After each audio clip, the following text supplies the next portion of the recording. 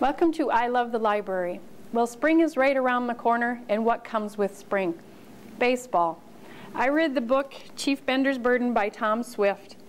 Charlie Bender was born in Crow Wing County, Minnesota, and with his family he moved to White Earth in the 1880s. And I'm talking about the White Earth that's 33 minutes from Detroit Lakes. So he was a local boy. Charlie Bender grew up in a large family, which was pretty standard for the time. They were extremely poor, and Charlie and his siblings were sent to the Carlisle Indian School in Pennsylvania. And there are a lot of negative things that go with the Carlisle Indian School in Pennsylvania, but for Charlie Bender there were some positives.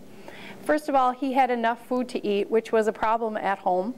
And the school issued uniforms, and so he had clothes, which was definitely a positive. He also was exposed to a lot of things while he went to the Carlisle Indian School, and one of those was baseball. Charlie didn't have a lot of time when he was a kid back home in White Earth for childhood games. He did remember throwing rocks at gophers, and he later said he figured that was what was the foundation for his famous pitching career. He had excellent aim. Charlie went to the Indian school and learned how to play baseball, and a scout came and watched him play, and that's what launched his career. His career started in 1903 and ended in 1917. He played for the Philadelphia A's under manager Connie Mack. He was in a number of World Series, and in the 1910 World Series, Charlie threw a no-hitter, which was no small feat. He was an extraordinary man. He did all this in the face of a lot of prejudice against Native Americans. He also was an excellent athlete outside of baseball. He was a swimmer. He was our American champion trap shooter. He also played billiards and was excellent at that. Outside of athletics, he loved to paint. He was a singer, and he wanted to learn how to make clocks. So he found a jeweler, and this jeweler taught him how to make clocks and also how to appraise gems. So as you can see, he was just an all-around Renaissance man.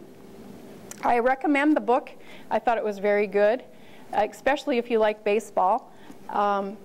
It was really fun to read about somebody from our local area.